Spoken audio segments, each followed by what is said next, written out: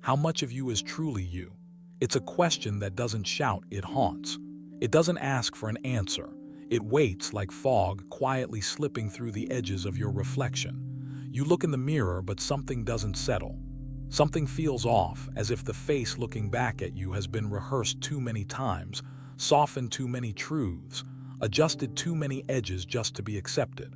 Somewhere along the way, you stopped being. You started performing. And maybe it happened in her eyes. That woman, the one who first made you feel seen. The way she looked at you carved open a place you didn't know was there. You stepped into that space thinking it was home. But what if it was a stage? What if the moment you felt understood was also the moment you began to disappear? Sartre once whispered through the dim alleys of Paris, "Hell is other people."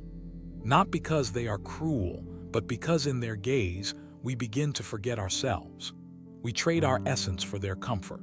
We reshape our truth to fit the lens of their desire.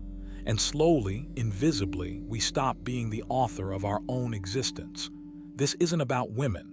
It isn't even about love. It's about the gaze, that subtle force that turns you into an image. That silent rewriting of your soul when you live through someone else's eyes. And so many men, good men, passionate men, lose themselves not in tragedy but in romance. Not in heartbreak but in longing. They do not die all at once. They vanish piece by piece, each silence, each soft agreement, each smile that didn't belong to them. But here's the rupture. You were never meant to be interpreted. You were meant to be, so this is not a lecture. This is not a manual. This is a remembering, a descent, a return. You are not here to win love by becoming more agreeable. You are not here to be rewritten into someone else's dream. You are here to reclaim the face beneath all the performances, the one that doesn't shift under pressure, the one that was never shaped by her affection or erased by her absence. You are here to become that which no gaze can distort. Stay with me. The story begins with a silence, not the kind that comforts, but the kind that unsettles. The kind of silence that enters a room long before love does. It is the space where a man once stood whole, sovereign, untamed, but now waits, unsure, softening his voice so she might stay a little longer. This isn't the story of heartbreak. This is the story of quiet betrayal. Not hers, his. The betrayal of the self offered not in rage but in hope. The tragic belief that love, if pursued with enough transparency, enough sacrifice, enough devotion, might finally make him whole. There is something ancient in this mistake. Passed from fathers to sons, from stories to screens, the myth that love is earned by disappearance. That to be worthy, a man must become useful, compliant, open. And so he sheds the rough edges. He softens his silence. He confesses early and completely. He hands her the key before she's even asked. And with every offering, he becomes less the mountain she was drawn to, more the mirror of her desires. She didn't ask for this, but he gave it anyway, believing it was the price of staying loved. Emotion in this descent is quiet, deliberate, never dramatic. It is the loneliness of being touched and still unseen. The ache of knowing you've done everything right and somehow become invisible. The shame not of failure but of erasure. Of waking up one morning and realizing that the man in the mirror is a perfectly constructed stranger, polite, generous, agreeable, but hollow in the center. He's become the man she said she wanted. And yet, he is no longer the man she wants. The rhythm of this story is slow, like dusk settling over a city. It's told not in scenes, but in shifts, subtle, almost imperceptible changes. The text replies that come hours later. The laughter that no longer echoes. The intimacy that now feels rehearsed. Nothing explodes. Nothing breaks. It all just fades. And the man, watching it happen, convinces himself that one more confession, one more gesture, one more "I love you" might turn the tide. But the tide is not meant to be turned. Because what's being rejected is not the man himself, but the version of him he offered in place of who he truly is. This is not a warning, it's a reflection. The style is not instructional, it's ceremonial, a slow-burning ritual of realization. The voice guiding this is not angry, not bitter. It's the voice of someone who has walked through this fire and returned with ashes in his hands, whispering to those still burning. You are not wrong to want love, but you are lost if you seek it by abandoning yourself. In this tale, Sartre appears not as a philosopher, but as a prophet of inner clarity. His voice cuts through the fog with a truth so simple it feels like thunder. Hell is not other people because they are cruel. Hell is other people because in their eyes, we forget who we are. We become characters in a play we didn't write. We hand over authorship for the illusion of affection. And love, that sacred wild thing, dies when placed in the hands of someone who's asked to carry your identity along with their own. The rare man, the unforgettable one, does not vanish into her gaze. He does not fold under the weight of her expectations. He does not perform love like it's a monologue. He simply is. Rooted, present, whole, and she feels that. Not always with comfort, but always with recognition. Because there is something deeply magnetic about a man who refuses to be written by anyone else. This is not a rejection of love. It's an invitation to a different kind. One that does not demand your surrender, but your presence. A love that does not grow from need, but from the overflow of being. And if she comes not to complete him, but to walk beside a man who no longer asks anyone for permission to exist. That, in the end, is the shape of true desire. Not the man who offers his soul in exchange for warmth, but the man who keeps the fire burning even in her absence. She does not stay because he needs her. She stays because she recognizes that he never did. And in that stillness, in that holy solitude, a man becomes real. There is a silence more devastating than absence. It arrives not with rejection, but with distance. She is still there, still laughing, still touching your shoulder in passing, but something has shifted. Something has gone missing. And you feel it not in the obvious ways, but in the absence of hunger in her gaze. In the way her eyes once lingered and now politely pass. You try not to panic. You reason with yourself. It's just a phase, you think. We're comfortable now. But inside, a quiet panic grows. When did she stop wanting me? The truth, painful as it is this. She stopped desiring you the moment you stopped being yourself. You didn't notice the moment you began to orbit her. It didn't come with a decision. It came with 1,000 small movements. The bending of opinions to avoid disagreement. The softening of your edges to seem more agreeable. The silence you swallowed instead of saying what you meant. One day you were fire, the next steam. You became safe, predictable, a version of yourself shaped by her preferences rather than your essence. You weren't lying, not exactly, but you were editing, redacting, smoothing over the tension of truth for the comfort of closeness. She didn't ask for this, and yet you offered it unknowingly, believing it was love. Believing, as so many do, that devotion means alignment. But alignment without authenticity is erosion. It's not that she stopped loving you, it's that she couldn't find you anymore. Because when a man lives to be loved instead of living to be himself, he becomes invisible. It's not that she changed. It's that you did, slowly, subtly, until the man who once stood before her with unshakable presence was replaced by someone far more agreeable, far more available, and far less alive. And she felt it, not intellectually, but bodily. Women may not always articulate it, but they sense when you place them at the center of your identity. They feel the weight of your need, and it suffocates the very energy that once pulled them toward you. A man who needs her to validate his worth is not a man she can lean on. He becomes something else entirely, a reflection of her own moods, her own doubts, her own instability.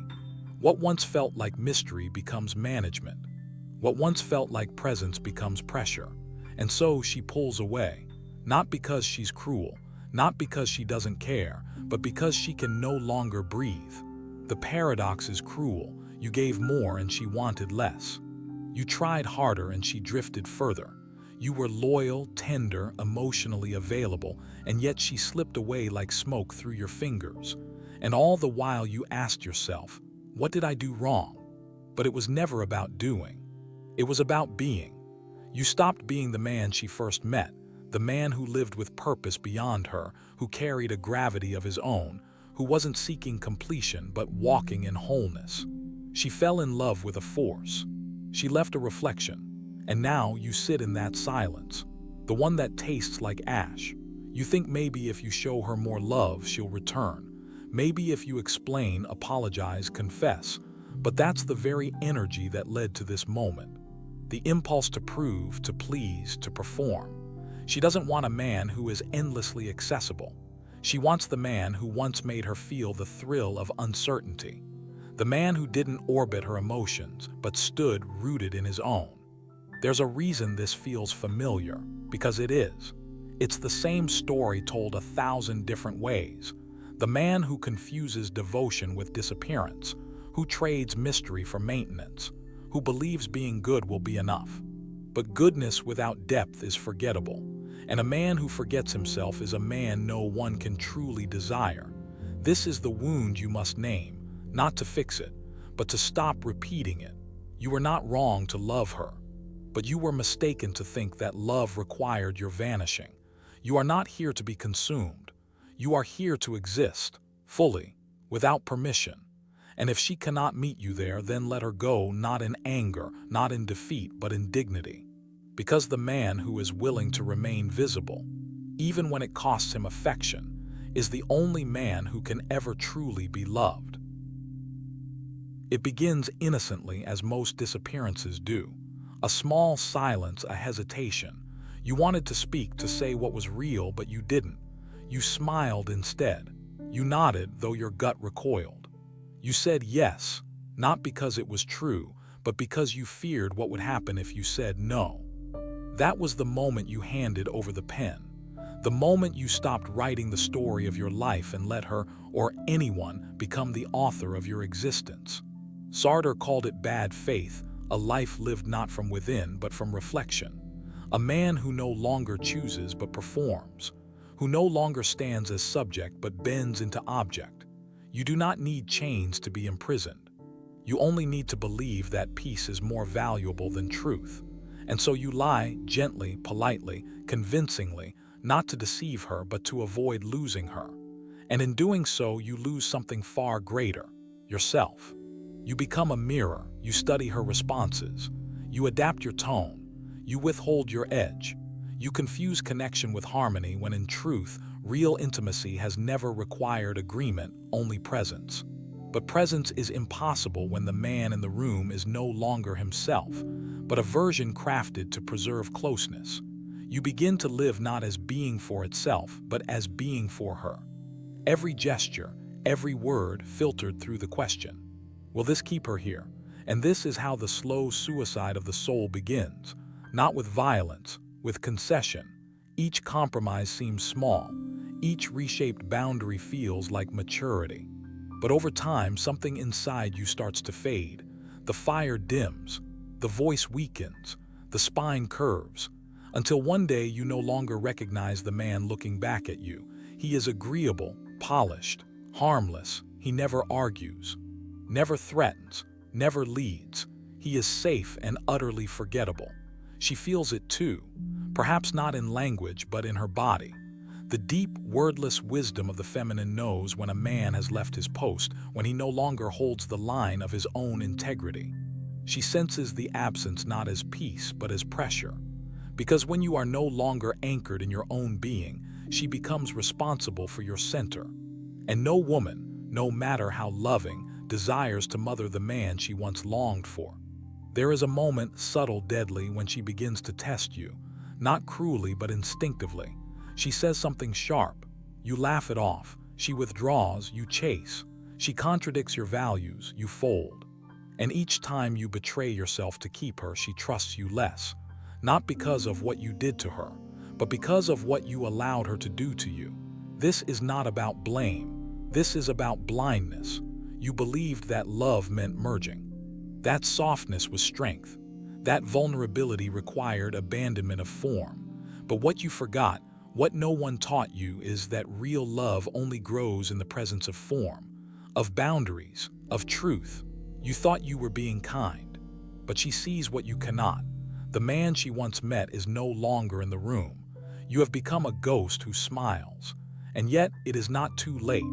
To live in truth, Sartre reminds us, is to accept the anguish of freedom, the burden of choice, the cost of authorship. To live in truth is to say no when your soul whispers it, even if your lips tremble. It is to be willing to disappoint others before you abandon yourself. It is to return to the raw, unedited version of who you were before you started playing a role, before you traded edge for approval, silence for peace, presence for acceptance. And yes, it is terrifying, because the moment you return to yourself, you risk losing everything that was built upon your absence. But what you gain, what only a few men ever truly claim, is weight, presence, the gravitational pull of a man who will not be written by another's hand. He does not need to raise his voice. He simply no longer lies, and that is the beginning of becoming real again. He does not arrive with arrogance. He does not speak in riddles or play with silence as if it were a game. He doesn't pull away to provoke, nor lean in to please. This is not a performance. He is not cold, though to those unfamiliar with grounded presence he may seem distant. He is not detached, though his stillness may unsettle the unrooted. What he is whole. And wholeness in a world of fractured masks is unsettlingly rare. He has walked through fire, the kind of fire that doesn't burn skin but spirit. He has bent so far he forgot the shape of his own spine. He has whispered truths just to be heard, only to find silence echoing louder than any reply. He has knelt in devotion, thinking it was love, and stood up years later empty, but awake. He has lost not just women, but pieces of himself he once thought were necessary for belonging.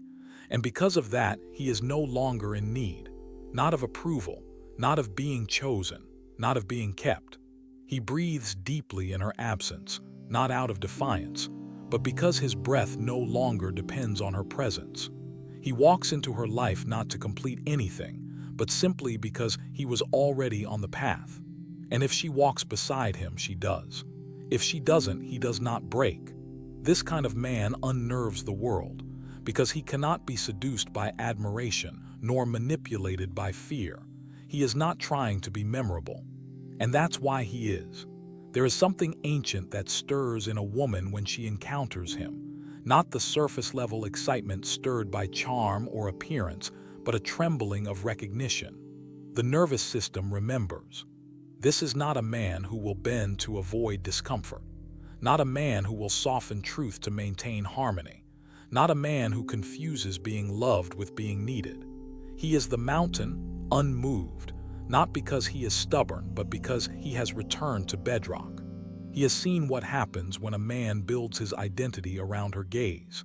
He has watched himself disappear in slow motion, and he will not vanish again. This time, he remains not out of pride, but out of reverence for the self he fought to recover. And so she cannot possess him. She cannot own him because he belongs to something deeper than desire. He belongs to his own becoming. And this is what awakens her, not because he plays hard to get, but because he is no longer gettable. He does not offer fragments. He does not drip affection in calculated doses. He offers presence, entirely, freely, and yet without collapse, without apology.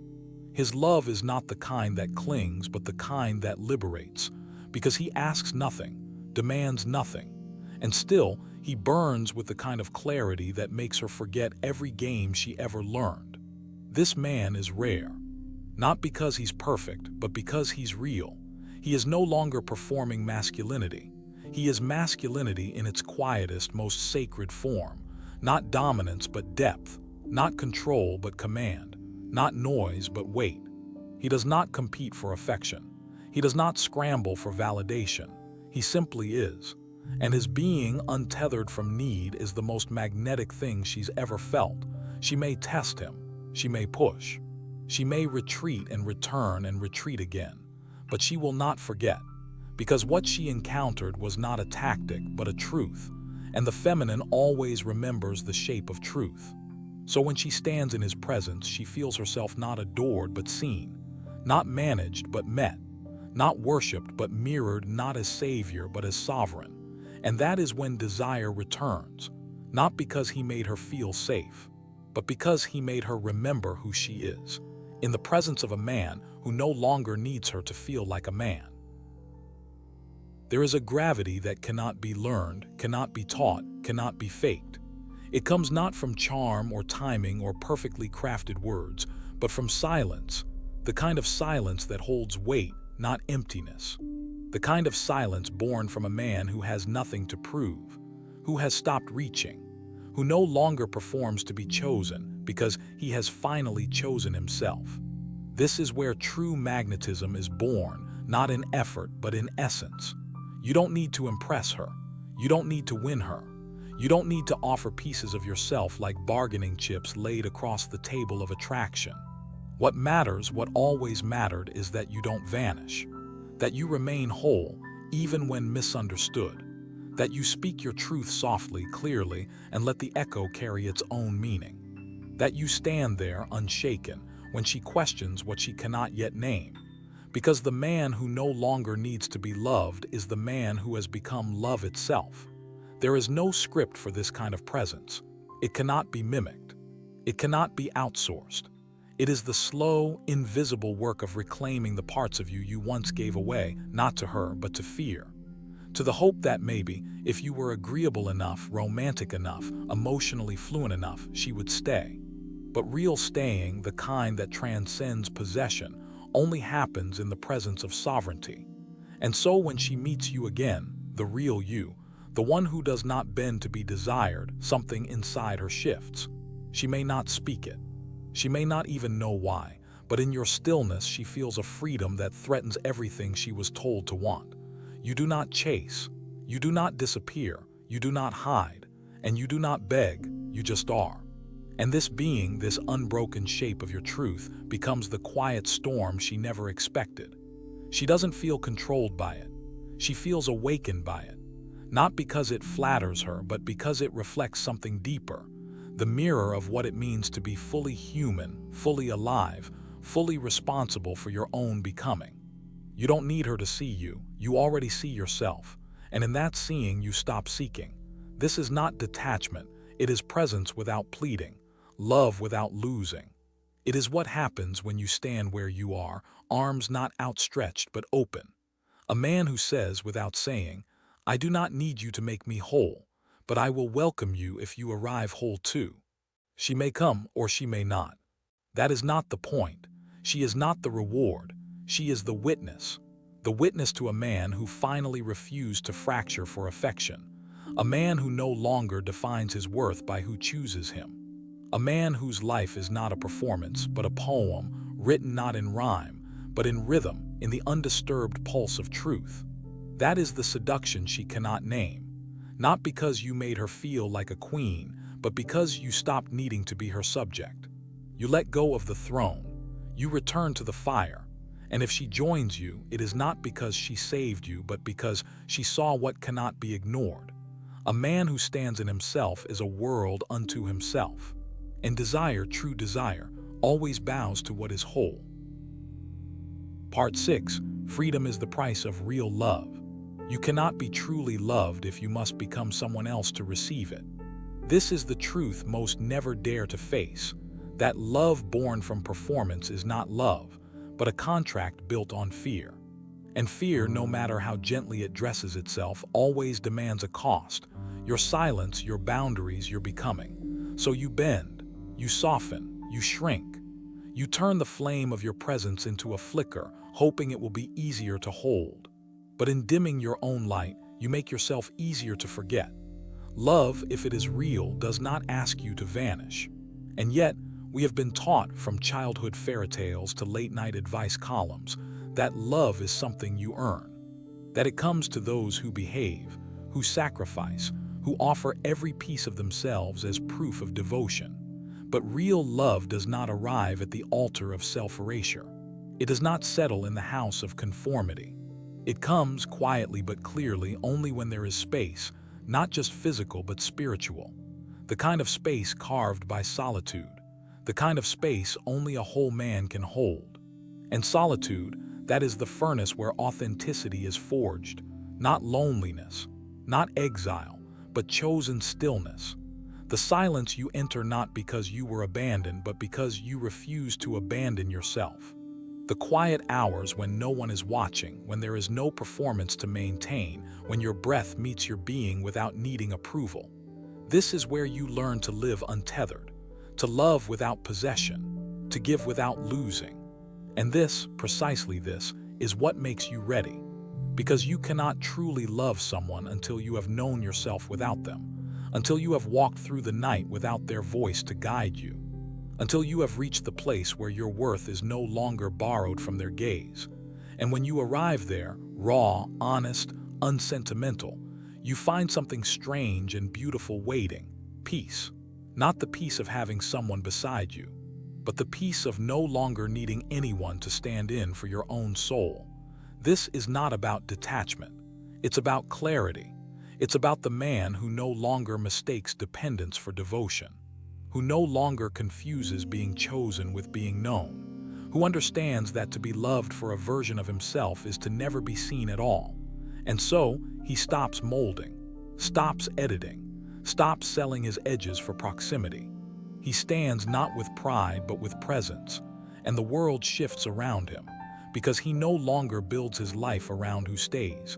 He builds it around who he is. This is the paradox. The man who is ready to be alone is the one who is never truly left. He does not chase because he does not need. He does not collapse because he no longer fears solitude. And in that stillness, in that sacred self-reliance, he becomes the kind of man who can finally love without condition, because he has already found home in himself. She may come, or she may not. But if she does, it will not be because he bent. It will be because he didn't. And she will feel it not with her mind but with her body, that ancient pulse of recognition, that unnameable sense of being in the presence of something real. And she will know, whether she stays or leaves, that this man will not vanish, because he is no longer looking for permission to exist. He has paid the price of freedom, and in doing so, he has become lovable not because he needs love, but because he is love, unpossessed, unyielding, and entirely his own. Final part: the mountain that needs no name. There is no conclusion, only a stillness that does not beg to be understood, a silence that doesn't demand applause, not a victory, not a loss. Just the return, not to someone, not to some idea, but to the ground beneath your own feet. You are no longer walking to be seen, no longer speaking to be heard. You are simply here, unwritten by the eyes that watch you, unnamed by the tongues that once tried to define you. This is not a triumph. This is a becoming. You are no longer the man who adjusts his truth for comfort, who softens his presence for belonging. You are no longer the boy who reaches for affection like oxygen, nor the echo that mimics her desire. You are no longer anything that can be edited into someone else's story, because now, finally, you are the mountain. You do not chase, you do not perform, you do not beg to be kept. You remain, and that remaining is not loud, it is not dazzling, it is not seductive in the way the world understands seduction. It is magnetic in the way gravity is magnetic, unspoken, undeniable, not interested in permission. You are no longer chasing the why of your existence. You have become it. And in that state, as Nietzsche whispered through the smoke of history, he who has a why to live can bear almost anyhow. You don't need a reason to be. You just are.